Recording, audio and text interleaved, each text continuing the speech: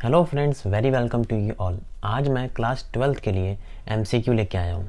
आज हम जिस चैप्टर के बारे में बात करने वाले हैं वो है बिल्कुल first chapter, fundamental of partnership accounting.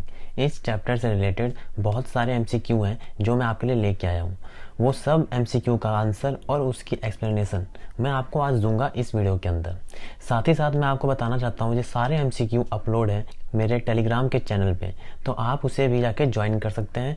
आपको लिंक मिल जाएगा डिस्क्रिप्शन में, या आप सर्च भी कर सकते हो आकाश कॉमर्स एकेडमी XII, मतलब कि 12। ये आपको पूरे साथ में लिखने होंगे, आकाश कॉमर्स एकेडमी XII। तो आपको मिल जाएगा मेरा चैनल, आप उसे ज्वाइन कर सकते हो, जहां पे आपको बहुत सारे एमसीक्यू, मेरे handwritten notes, PDF, charts, PPT और भी बहुत सारे कंटेंट्स आपको वहाँ मिलते रहते हैं। तो आइए अब अपने वीडियो पे आते हैं। मेरा नाम है आकाश कुमार चौहान और आप मेरे साथ देख रहे हो आपका अपना यूट्यूब चैनल एग्जाम बेल। इसी बात पे keep subscribe my channel and hit the bell icon for getting more updates. Let start friends. तो आज हम स्टार्ट करते हैं एमसीक्यू। आप ऐसा देख सकते हो कि मेरे चैनल पे बहुत सारे नोट्स आपको एमसीक्यू दिख रहे हैं। ये सब एमसीक्यू जो हैं वो इकोनॉमिक्स के हैं, मैक्रो इकोनॉमिक्स के। तो आज हम मैक्रो की बात नहीं करते, मैं आपको डायरेक्ट लेके आता हूँ अकाउंट्स के एमसीक्यू के ऊपर। ठीक है, वो कुछ यहाँ से स्टार्ट हुई एमसीक्यू, यहाँ से स्टार्ट है अकाउंट्स के एमसीक्यू। हम सारे एमसीक्यू के बारे में बात करेंगे। सारे MCQ exam point of view से ड्रॉ किए गए हैं, जहाँ पे आप इसका आंसर बिल्कुल बिना किसी पार्शलिटी के चेक कर पाओगे। आपको आपका रिजल्ट वहीं शो हो जाएगा।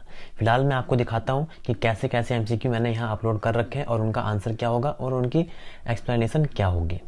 तो देखिए, सबसे पहला क्वेश्चन है debit balance of profit and loss account is. जब आपसे कोई पूछता है कि डेबिट बैलेंस क्या होगा प्रॉफिट एंड लॉस अकाउंट का, तो आपको लगता है कि डेबिट बैलेंस जो होता है, तो आप देख पाते हो कि P&L अकाउंट में left hand side debit side है, right hand side credit side है। आप लेफ्ट हैंड साइड लिखते हो net profit to net profit, तो लगभग सब इसका आंसर लगा के आएंगे प्रॉफिट, जबकि इसका आंसर होगा लॉस। अब सर इसका आंसर लॉस क्यों होगा? देखो, बैलेंस हमेशा ज़्यादा जिसका होता है उसी का बचता है। जब आप लिखते हो टू नेट प्रॉफिट, इसका साफ मतलब है कि क्रेडिट बैलेंस ज़्यादा थी, डेबिट बैलेंस कम थी, तो क्रेडिट ने अपना बैलेंस भेजा है, जिसको हम लिखते हैं टू नेट प्रॉफिट। इसीलिए हम ये कहते हैं कि जो प्रॉफिट है वो किसका बैलेंस है, वो क्रेडिट का बैलेंस है। टैली करने के लिए हमने डेबिट साइड लिखा है। जब आपसे कोई पूछता है कि debit balance of P&L account क्या होगा, तो हम बोलेंगे वो लॉस होगा, क्योंकि वो डेबिट का बैलेंस है, लेकिन क्रेडिट साइड लिखा जाएगा टैली करने के लिए। तो इसका आंसर है लॉस। क्लियर हुआ? जैसे आप देख सकते हो, आपको यहाँ से भी शो होगा कि कौन कितने परसेंट ने क्या क्या आंसर चूज किया है। क्लियर है? हम आगे बढ़ते हैं। अगला जो क्वेश्चन है वो है charge against profit is a feature of. ये किसका फीचर है? जो हम सभी को पता है कि जो फीचर है प्रॉफिट एंड लॉस अकाउंट का, क्योंकि profit and loss account charge against profit होता है, और profit and loss appropriation account appropriation of profit होता है। इनका मीनिंग क्या है, इसके लिए आप मेरी वीडियो चेक कर सकते हो, फंडामेंटल ऑफ अकाउंटिंग। ठीक है, तो इसका आंसर क्या होगा? Profit and loss account. Clear है? जैसा कि आप देख सकते हो यहाँ पे बहुत ही खराब रेशियो है, ऊपर वाले क्वेश्चन में भी बहुत ही खराब रेशियो था, बहुत सारे लोगों ने गलती की थी। तो आप जैसा देख सकते हो कि किस लेवल का एमसीक्यू मैं यहाँ डालते रहता हूँ, इसीलिए आप जरूर इस चैनल को ज्वाइन करिएगा। आगे बढ़ते हैं। आगे कुछ मैंने क्वेश्चन डाले हुए हैं इकोनॉमिक्स के। उसके बाद in case of partnership the act of any partner. अगर कोई भी पार्टनर कुछ एक्ट लेता है तो आगे लिखा हुआ है बाइंडिंग ऑन ऑल पार्टनर। हर पार्टनर उससे बाइंड करेगा, मतलब जो एक पार्टनर ने एक्ट किया उसके लिए सब जिम्मेदार। यहाँ लिखा हुआ है बाइंडिंग ऑन दैट पार्टनर, जिसने वो एक्ट किया सिर्फ वही जिम्मेदार। Binding on all partner except the particular partner. हर पार्टनर के ऊपर जिम्मेदारी होगी सिर्फ जिसने एक्ट किया है उसको छोड़कर, या नन ऑफ दिस। तो बहुत सारे लोगों का आंसर होगा बाइंडिंग ऑन डेट पार्टनर। जिसने काम किया, जिसने एक्ट किया, वही सिर्फ उस काम के लिए जिम्मेदार होगा, लेकिन बिल्कुल भी नहीं। आप पार्टनरशिप की डेफिनेशन को याद करें। पार्टनरशिप क्या है? Is an agreement between two or more person to agree to share profit in a business carried on by all or any one of them acting for all. कोई भी एक बंदा भी सबके बदले एक्ट कर सकता था, तो इसका आंसर होगा बाइंडिंग ऑन ऑल पार्टनर। जैसा कि आप देख सकते हो यहाँ पे भी रेशियो उतना अच्छा नहीं है, लेकिन ठीक है। तो इसका आंसर क्या है? Binding on all partner. इसके बाद है relation of partner with the firm is that of. ये बहुत इंपॉर्टेंट क्वेश्चन है, लोग इसमें बहुत ज़्यादा कंफ्यूज होते हैं और एग्जाम में ये हाईली पूछा जाता है। तो अगर आपसे पूछा जाए the relation of A partner with the firm, मतलब पार्टनर का फर्म के साथ कैसा रिलेशन है, तो लोग लिख के आएंगे ऑनर। क्लियर है। लेकिन इसका आंसर होगा ऑनर एंड एन एजेंट। क्यों? आपने देखा होगा पार्टनर्स को सैलरी भी मिलती है। क्या ऑनर को सैलरी मिलती है? बिल्कुल भी नहीं। सैलरी हमेशा वर्कर को मिलती है, एजेंट को मिलती है। तो कई बार जो पार्टनर होते हैं, ऑनर होते हैं, वो एज ए एजेंट भी काम करते हैं फर्म के अंदर। तो हम बोलेंगे वो ऑनर भी है और एजेंट भी है। जैसा कि आप देख सकते हो 45% लोगों ने ऑनर को मार्क किया था, जो कि गलत आंसर है। क्लियर है? आगे बढ़ते हैं। What is the minimum number of person in A partnership firm? इसको आसान है, 2। इसका आंसर होगा 2। यहाँ पे सोचने वाली बात ही नहीं है। फिर भी आप देख सकते हो यहाँ पे भी बहुत सारे लोगों ने गलती की है। Number of partners in A partnership firm में भी क्या क्या हो सकते हैं? मैक्सिमम 2 नहीं, बिल्कुल नहीं। मिनिमम 2 होते हैं। मैक्सिमम 100 बिल्कुल भी नहीं। मिनिमम 10 बिल्कुल भी नहीं। मैक्सिमम 50, हाँ जी सही है। 50 मेंबर मैक्सिमम हो सकते हैं पार्टनरशिप फर्म के अंदर। जैसा कि आप देख सकते हो मैक्सिमम 2 में बहुत सारे लोगों ने गलती की है। क्यों? क्योंकि उन्होंने जल्दबाजी में मैक्सिमम 2 को मिनिमम 2 समझ के मार्क कर लिया होगा, जबकि इसका आंसर है मैक्सिमम 50%। क्लियर है? Liability of A partner is, हम बोलेंगे अनलिमिटेड। याद रखिएगा, लिमिटेड लाइबिलिटी लिमिटेड होती है वो सिर्फ और सिर्फ एक ही पार्टनरशिप एक्ट में होती है, और वो एक्ट है पार्टनरशिप एक्ट 2008, जो कि आपके सिलेबस में नहीं है। हम लोग जो पढ़ते हैं वो एक्ट है पार्टनरशिप एक्ट 1932। इस एक्ट के हिसाब से पार्टनर्स की लाइबिलिटी अनलिमिटेड होती है। क्लियर रहेगा आपको? याद रहेगा आपको इस चीज़? चलिए आगे बढ़ते हैं। Which of the following is not an essential element of partnership? हमें खोजना है कि इनमें से कौन सा एसेंशियल एलिमेंट नहीं है। तो पहला पॉइंट क्या है? There must be an agreement. ये तो होना चाहिए। पार्टनरशिप की डेफिनेशन में पहला लाइन ही सही है। There must be a business, ये भी होना चाहिए। The business must be carried on for profit, ये भी होना चाहिए, प्रॉफिट होना जरूरी है। The business must be carried on by all partner, ये जरूरी नहीं है। लास्ट लाइन याद करिए, कैरिड ऑन बाई ऑल, या तो सब चलाएं या any one of them acting for all, कोई भी एक बंदा सबके लिए काम कर सकता है। तो इसका आंसर क्या होगा? इसका आंसर है business must be carried on by all partner. ये एसेंशियल फीचर नहीं है, ये एसेंशियल नहीं है। याद रखिएगा, क्योंकि क्वेश्चन पूछा गया कौन सा नहीं है, तो ये नहीं है। आप देख सकते हो यहाँ पे रिजल्ट ठीक है, 78% लोगों ने आंसर सही दिया है। ठीक है। Forming a partnership deed is, deed बनाना क्या है? Mandatory, not mandatory, mandatory in writing, none of the above. देखो यहाँ पे लोगों का आंसर हो सकता है मैंडेटरी। बहुत सारे लोगों ने शायद आंसर मैंडेटरी दिया हो, क्योंकि उनको लगता है डीड बनाना कंपलसरी है। लेकिन आप खुद सोचो, आपने कितना क्वेश्चन लगाया है जहाँ पे डीड साइलेंट होती है। क्या वहाँ पे डीड नहीं थी तो क्या आपने क्वेश्चन नहीं किया? क्वेश्चन तो सॉल्व हुआ, लेकिन साइलेंट हो गया डीड। तो क्या डीड बनाना कंपलसरी है? बिल्कुल भी नहीं। इसका आंसर होगा नॉट मैंडेटरी। आप डीड नहीं बनाओगे तो भी हमारे पास कुछ साइलेंट फीचर्स हैं जिसके हिसाब से हम काम कर लेंगे। तो आप देख सकते हो यहाँ पे बहुत सारे लोगों ने गलती की है, उनको लगता है मैंडेटरी है, जबकि आप खुद सोचो आपने कितने क्वेश्चन सॉल्व किए हैं जहाँ पे डीड साइलेंट होती है। क्लियर है?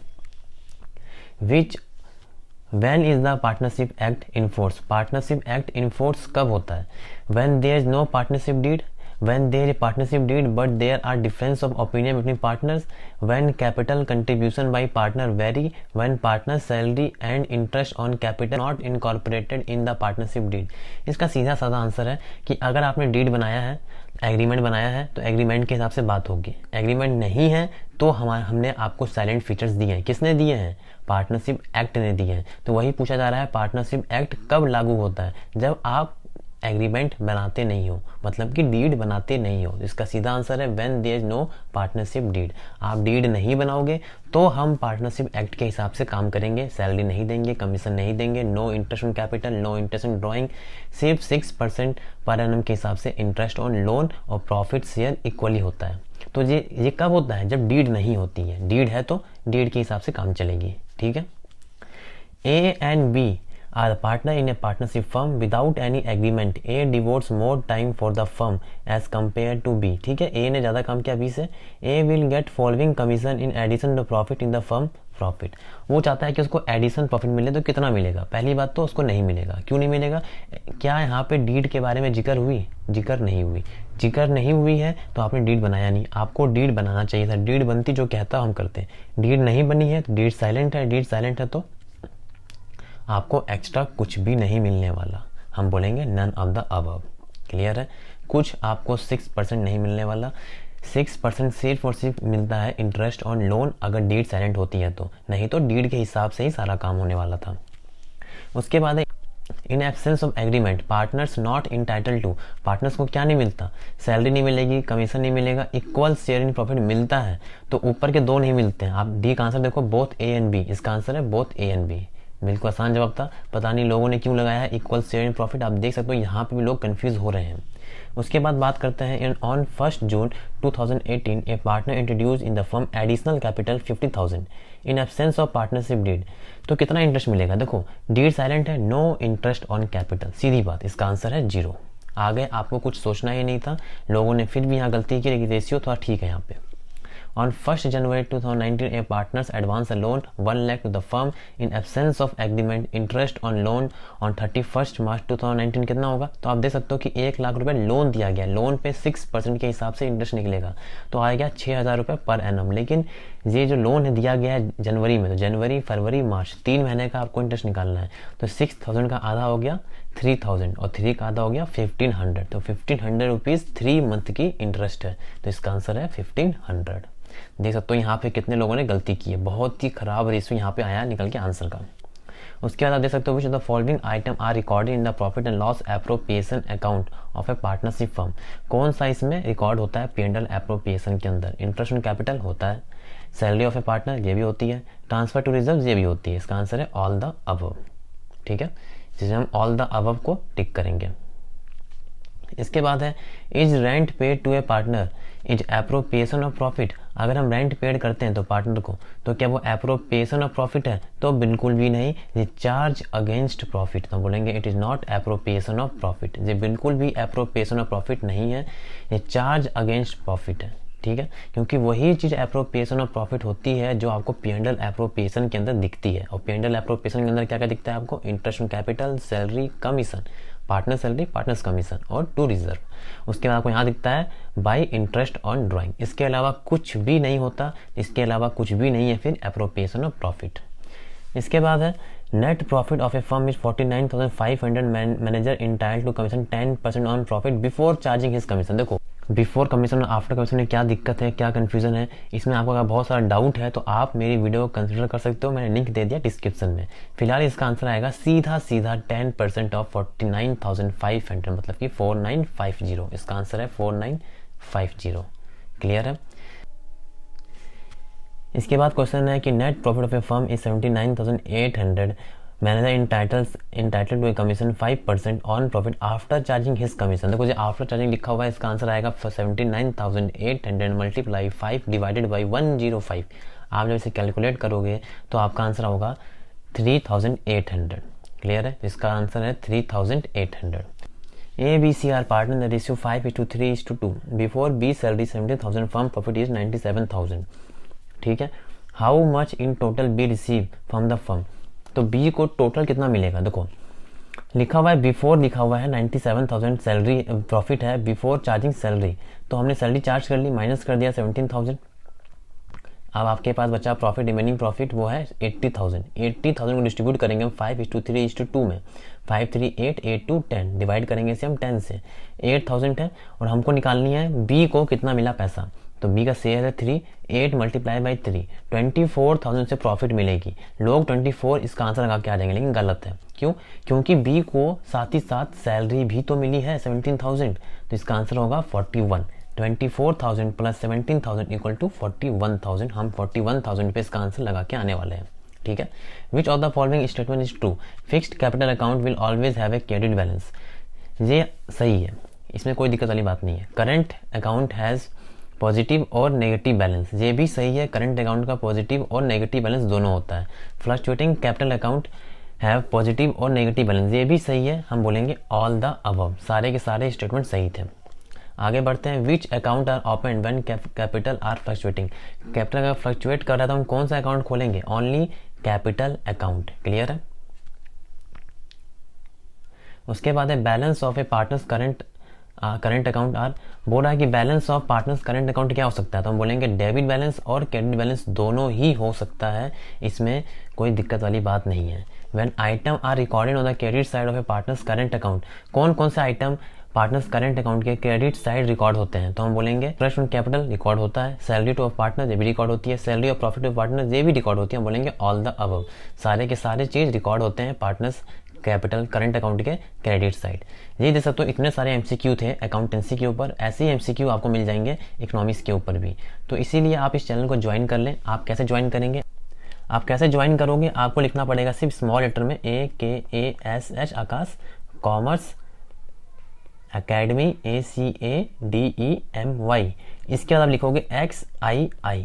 जैसे आप XII लिखोगे तो आपको मेरा चैनल दिख जाएगा क्लास 12th के लिए। और अगर आप क्लास 11th में हो तो आपको क्या करना है, आकाश कॉमर्स अकेडमी XI लिखना है बस, तो आपको मिल जाएगा 11th का चैनल। क्लियर है। तो अगर आपको ये वीडियो अच्छी लगी हो, वीडियो को लाइक कर दीजिएगा, चैनल पर नए हो चैनल को सब्सक्राइब कर लें, साथ ही साथ टेलीग्राम को भी ज्वाइन कर लें, जिससे आपको बहुत फ़ायदा होने वाला है। और अगर आपको कोई डाउट है तो आप कमेंट कर सकते हो, आपके कमेंट को मैं रिस्पॉन्ड करूंगा, आपके डाउट को पूरा क्लियर करने की कोशिश करूंगा। तो आज के इतना ही है फ्रेंड्स, मिलते हैं एक नई वीडियो में, तब तक के लिए thank you and have a nice day.